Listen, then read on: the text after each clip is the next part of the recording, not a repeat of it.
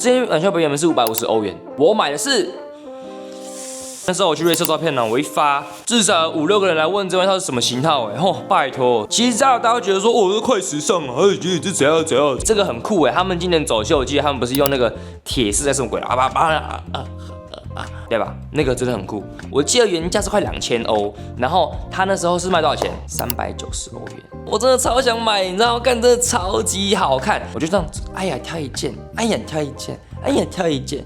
台湾很多人都买 Uniqlo、Needles NPC 啊，哇，不看不知道，一看吓一跳。那个价钱我是买10欧，给手。那个长这样子，这件毛衣真的非常之好看。对，也像嘛塞，因为我的鞋子有，真的非常宽然后版型是真的蛮不错的啦。纨绔子弟你家很有钱？没有这回事。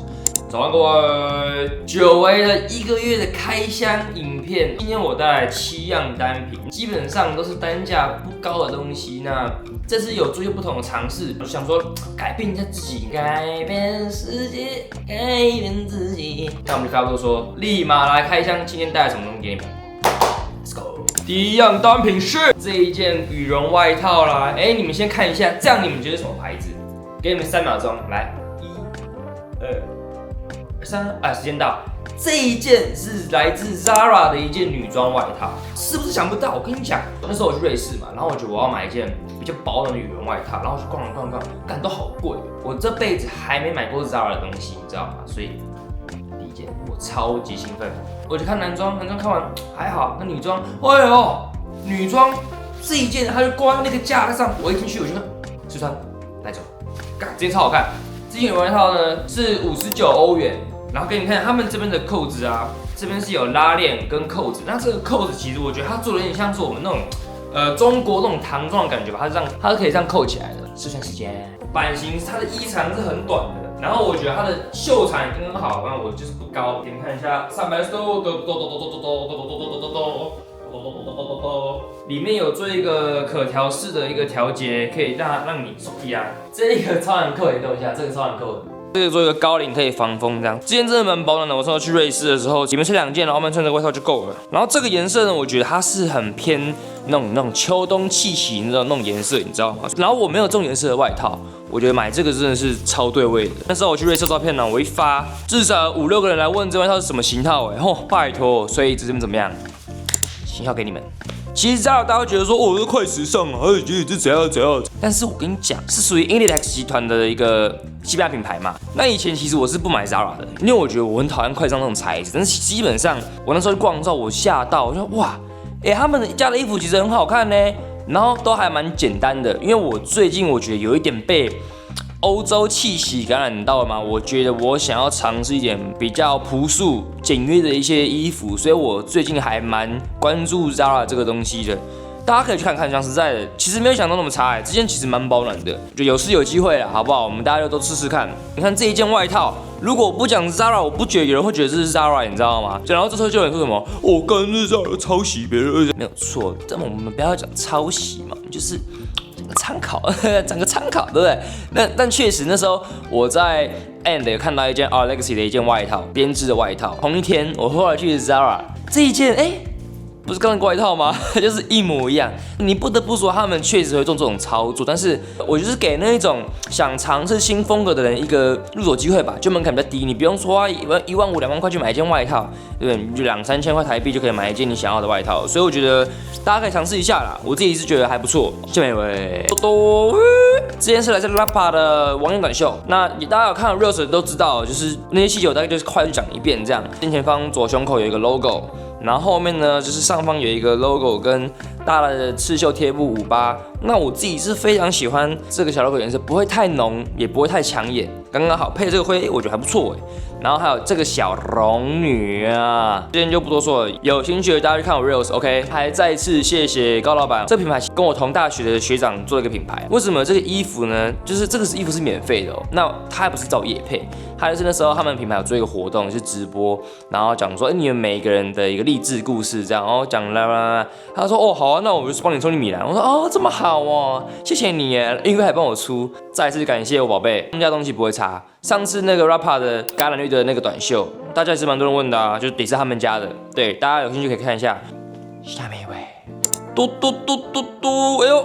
你们看到很熟悉的 logo， 之前是来自 Maison Margiela 的一个高领短袖啦。前面呢就是由他们1到23数字拼凑成的一个 logo 这样，然后后面就是这个东西，这个很酷他们今年走秀，我记得他们不是用那个铁丝在什么鬼对吧？那个真的很酷。前面这个 logo 呢，它是用圈绒刺绣，就是用粗的毛线呢去把它变成字的样子。那很有意思的是呢，比如说你看这个1、2，你看这个2，绣到一半，3、4绣一半。这很酷，然后你可以注意看，仔细看的是数字下面其实有，我自己猜测啦，它上面应该是遮东西，然后去喷完之后，你把东西拿开，它就会有那个原本布料颜色，它其实是有深浅之分的，你知道吗？这算是一个小细节。话不多说，试穿时间。大概长这样子啊。它这边高领就是它没有到非常高，大概包一半，修长偏窄长一点，没有那么宽的版型。这一件我是拿 S 号，蛮小的一件。上面说话给你们看一下，帅，这件真的很帅。这件我肯定不是在店面买的嘛，那么贵。这一件我是在一个特卖会买的。那这个特卖会他们其实是蛮 private 的一个特卖会，它是要有邀请连结，然后也要去预约时间。我今天要这个几号的礼拜几点这样子，我记得好像只有3、4天的一个活动吧。那个特卖会超级大一个，嘣这么大一个，这么大一个，你知道吗？我真的很想拍给你们看，但是真的是手里啦。它里面是 no videos no photos， 然后它每一个区域都有一个 bodyguard 在那边看着你，就是他看你说你什么时候进来的。你如果一拿手机出来，你要拍到，他是会禁止你的。所以我真的很想给你们看，反正你们想象一下。这个大仓库里面大概7成是女装了，3成是男装，所以男装大概2个区域而已，但是我觉得也很够了。然后我那天试穿超多件衣服，我没有买过任何 Maison Margiela 的东西这样子，这是我的第一件。然后我觉得哇很酷就是他看的时候就是一个很简单的衣服，就不怎么样。但是当我试穿了之后，我觉得说，它的版型长这样子，它的剪裁怎么变成这样子？就是你真的要穿上去之后，你才会发现它的不一样。像这件外套。超级好看，我记得原价是快2000欧，然后他那时候是卖多少钱？390欧元。干，我真的超想买，你知道吗？干，真的超级好看，这边那个格纹那个布啊，然后拼接到它那个风衣材质的那个布，我记得后面跟正面都有做解构的一些设计这样子。但我觉得说不行，真的太贵，这个钱我们拿去做其他事情，这样真的太贵，没有必要，真的没有必要。这件短袖本原本是550欧元，我买的是110欧元。是不是很便宜？你当然说你今天花110欧元，你买个短袖，当然还是偏盘啦。但是它是什么？它是 Maison Margiela 呢。我认为，我们可以尝试一次。我也没有买多，我就买一件。我本来是想买一个钱包，但是算了。我还有看到很多东西，像包包啊、钱包啊、鞋子啊。它鞋子我记得都是130欧元，像这个钱包350欧元，然后就变110欧元。然后还有这个牛仔破坏夹克，它原本是1950，然后打完了这边390。所以基本上他们都是打2、3折居多，干真的打很扯。因为是我朋友跟我讲这个链接，所以不好意思，我也不方便给你们这样。然后像这个短袖呢，我这边的 label 记不记得我那时候会讲说，他们1到23就是他们的支线的一个数字嘛，那这一件是圈1跟10，代表说这一件就是 unisex， 男生女生都可以穿。然后你不得不说啦，人家一件卖550欧元还是有点道理的，就是它的材质是真的是高级布料感，你知道吗？没有，是轻作用。我有摸过那个 Balenciaga 的布，其实是不错，但是没有那么贵啊，就是比一半的布再贵一点点，但是其实没有那么贵。对，Maison Margiela 初体验。下面一位，今天是什么？大家我就不用多说了吧，就是 Needles 跟 Uniqlo 2025的联名款啦。大家看很多影片啦，像那个矮子，全台最速男，对吧？所以我自己就不太多讲什么太详细的介绍，但我就跟你讲一下我这个心得啦。我觉得就是保暖舒服啦，然后CP 值高嘛，对不对？我们就是以一个非常轻松的价格买到 Needles 的东西。我挑这个颜色是我觉得紫黑色，我认为是比较有 Needles 味道这个的颜色。我有个问题想请教你们，因为我只有买过2件 Uniqlo 的东西过，一件是 CPFM 跟那个海绵宝宝那一次联名的，然后还有这一件就是第2件这样。Uniqlo 它有分欧码跟亚洲的码嘛，就是因为我这一件我是买 XS， 超级小的，我没有买过这么小的衣服，你知道吗？但是我买 XS， 你看还是这么大一件。大家有人知道的可以在下面留言告诉我吗？我是菜鸟，不好意思。我还要买这件裤子啊，那这件裤子我就不穿给你们看了，就那样子，对不对？就那样子啊，我就觉得我缺个睡裤。然后他们这次的系列就是主打就是那个 fleece 的那个材质嘛。就真的是保暖的。这件裤子我是拿 S， 然后我记得它还有那个什么毛毛外套嘛，那些我觉得就没有很好看，就不买了这样。Needles 在那时候完全没有人看嘞，我一进去我想说，哎，一个人都没有在试穿，一个人都没在摸的哦，我就这样子，哎呀挑一件，哎呀挑一件，哎呀挑一件，然后我就去试穿了，都没有人在排队，超级爽。但是你知道在国外这个还是比较贵一点点啦。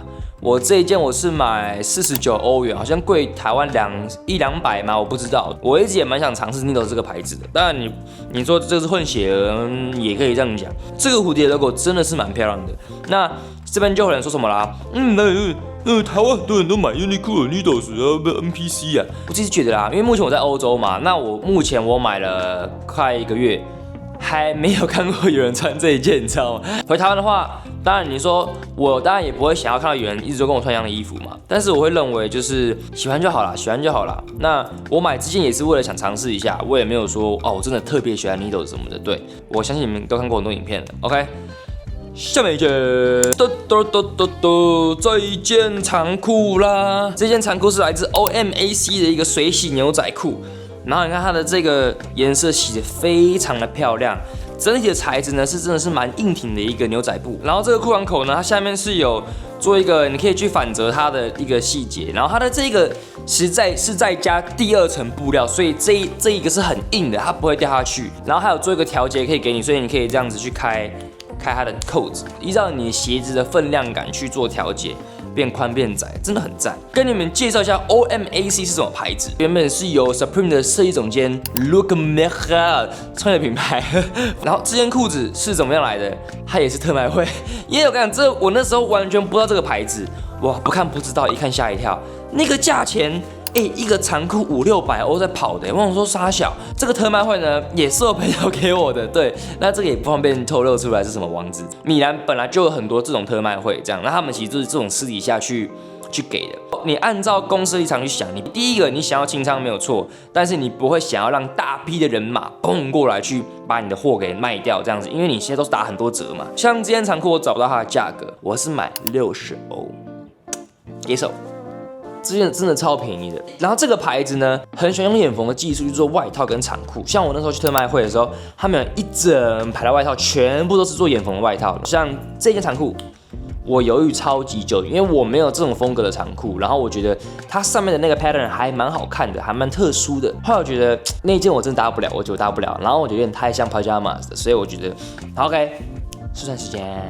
它的材质真的是很硬，所以你可以看得出来，它其实是不会太软塌塌的感觉。